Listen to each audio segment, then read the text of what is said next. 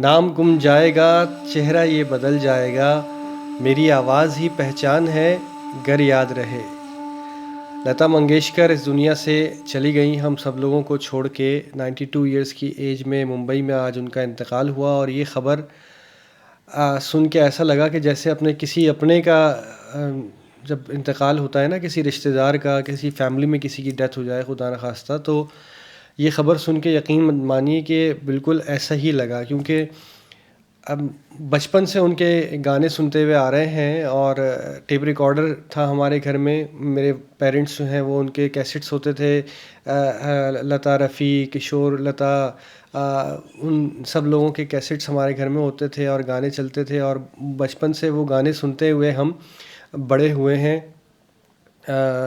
92 years ایک اچھی عمر ہوتی ہے، اور دنیا سے جانا تو ہر کسی نے ہے، مے ہر سول ریسٹ ان پیس۔ لیکن بات یہ ہے کہ آپ جب دنیا سے جائیں تو اپنی بھرپور زندگی گزار کے جائیں، جو اچیومنٹس ہیں ان کی، اور جو ان کی خدمات ہیں میوزک انڈسٹری کے لیے، سب کے لیے، اور ہر دل عزیز تھیں لتا منگیشکر۔ مجھے خود بھی پرانے گانے سننے کا بڑا ہی شوق ہے، اور لتا جی کے، کشور صاحب اور محمد رفیع اور یہ جتنے بھی پرانے لوگ ہیں لیجنڈس، میڈم نور جہاں، نصرت فتح علی، غلام علی صاحب، اور یہ سارے جو انڈیا کے بھی، پاکستان کے بھی، یہ جو بڑے بڑے فنکار ہیں جن کے میں نے نام لیے، یہ ایسے اتنے بڑے لیجنڈس ہیں یہ، کہ ان کے جیسا مشکل ہے کہ کوئی دوسرا آئے۔ انہی کی کاپی کرتے رہتے ہیں لوگ۔ فار ایگزامپل نصرت فتح علی صاحب کے گانے بہت سارے لوگ گا کے جو ہے وہ اسٹار بن جاتے ہیں، لیکن وہ ایک ہی تھے۔ اسی طرح میڈم نور جہاں، اسی طرح لتا منگیشکر جی، اسی طرح جگجیت سنگھ، یہ سب لوگ جو ہے نا، جو کام کر گئے ہیں، جو خدمات دے گئے ہیں، وہ واقعی لازوال ہیں۔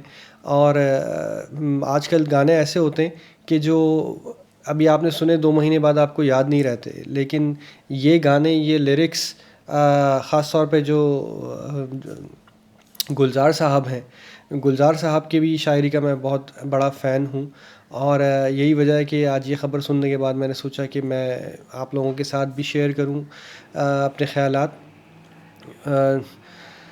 1929 میں لتا جی پیدا ہوئیں، جو میں نے آرٹیکلز میں بھی پڑھا، اور 13 ایئرس کی ایج میں ان کے والد صاحب کا انتقال ہو گیا۔ والد صاحب سے ہی ابتدائی انہوں نے موسیقی کی تعلیم اپنی حاصل کی، اور پھر چھوٹے بہن بھائیوں کو سپورٹ کرنے کے لیے انہوں نے بیڑا اٹھایا۔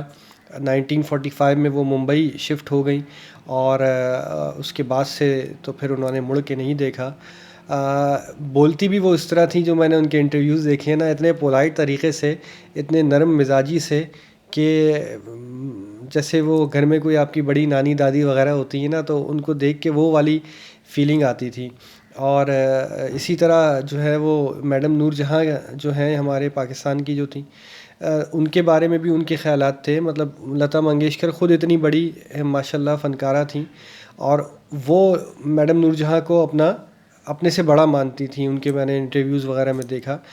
تو یہ اس چیز سے یہ بات بھی سامنے آتی ہے کہ یہ جو فنکار ہوتے ہیں نا، یہ برجز ہوتے ہیں دونوں کنٹریز کے اندر۔